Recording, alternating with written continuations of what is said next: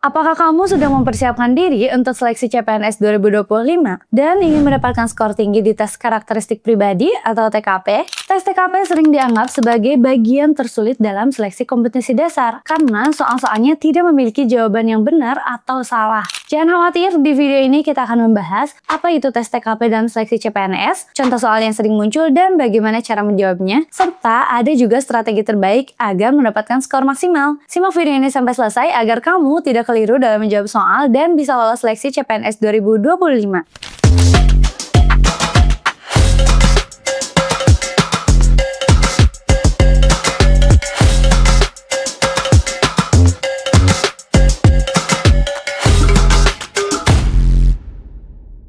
Setiap tahun banyak peserta gagal dalam seleksi CPNS karena mereka kurang memahami bagaimana menjawab soal TKP dengan benar. Kenapa banyak yang gagal dalam tes TKP? Yang pertama, tidak memahami bahwa setiap jawaban memiliki bobot nilai yang berbeda. Yang kedua, memilih jawaban berdasarkan opini pribadi bukan standar karakter ASN yang ideal. Ada juga yang kurang latihan menghadapi skenario soal yang menguji karakteristik pribadi dan tidak bisa menentukan jawaban dengan skor yang tinggi. Padahal dengan strategi yang tepat dan latihan yang cukup, kamu bisa memaksimalkan skor TKP dan meningkatkan peluang lolos seleksi CPNS. Sekarang, mari kita bahas contoh soal dan cara menjawabnya dengan benar. Oke, soal yang pertama, Anda sedang bekerja sebagai pegawai di instansi pemerintah dan menemukan rekan kerja yang melakukan praktik pungutan liar dalam pelayanan publik. Apa yang akan Anda lakukan? A. Membiarkannya karena bukan urusan saya. B. Memberitahu rekan kerja tersebut bahwa tindakannya salah dan meminta untuk berhenti. C. Melaporkan kejadian tersebut kepada atasan agar ditindaklanjuti. D. Mengingatkan rekan kerja tersebut tetapi tidak melaporkannya agar tidak menimbulkan konflik. Dan E. Berpura-pura tidak tahu karena takut ada dampak buruk bagi saya.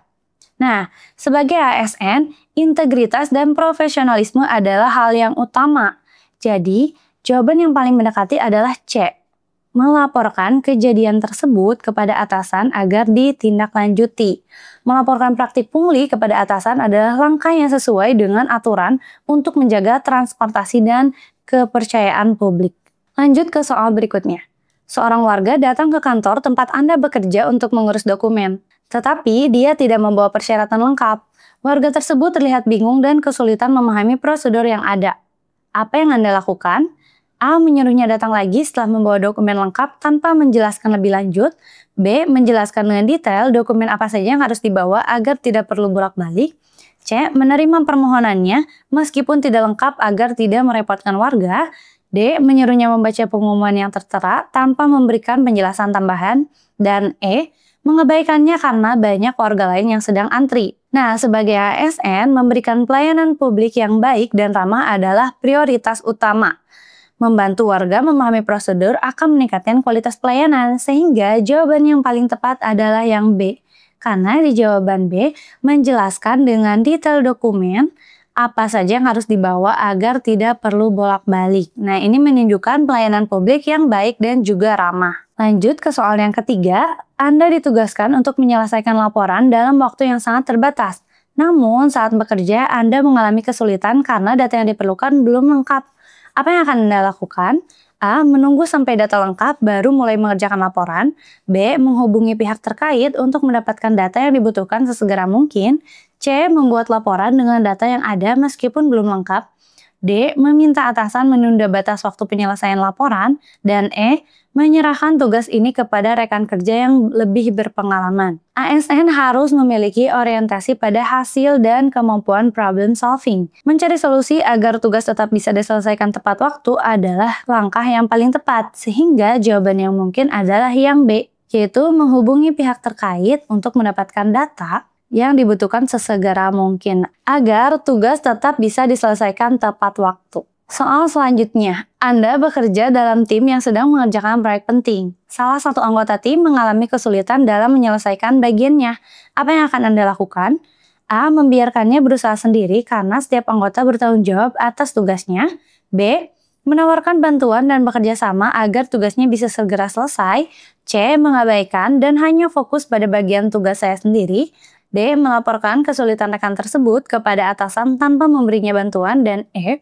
Meminta atasan untuk mengganti anggota tim yang mengalami kesulitan. Dalam kerjasama tim, kolaborasi sangat penting untuk mencapai hasil terbaik. Membantu rekan kerja yang kesulitan akan meningkatkan efisiensi tim secara keseluruhan. Sehingga jawaban yang tepat adalah yang B, menawarkan bantuan dan bekerja sama agar tugasnya bisa selesai. Keuntungan menguasai tes TKP yang pertama dapat meningkatkan peluang lolos seleksi CPNS. Yang kedua, menunjukkan kesiapan untuk menjadi ASN yang berintegritas. Dan pastinya mempermudah dalam memahami dan menghadapi situasi kerja di instansi pemerintah. Menguasai tes TKP bukan hanya membantu kamu dalam seleksi, tapi juga menunjukkan kesiapan mental untuk menjadi seorang ASN yang profesional. Kalau kamu ingin lebih siap menghadapi tes TKP dalam seleksi CPNS 2025, gunakan aplikasi Jadi ASN. Di aplikasi Jadi ASN, kamu bisa mendapatkan latihan soal TKP berbasis CAT, simulasi tryout dengan skor real time, pembahasan lengkap untuk semua jenis soal SKD CPNS, dan ada juga strategi sukses menghadapi seleksi CPNS 2025. Unduh sekarang di App Store ataupun Play Store dan mulai persiapanmu dari sekarang. Jangan lupa like, share dan juga subscribe agar kamu selalu update dengan informasi terbaru seputar seleksi CPNS 2025. Sampai jumpa di video berikutnya.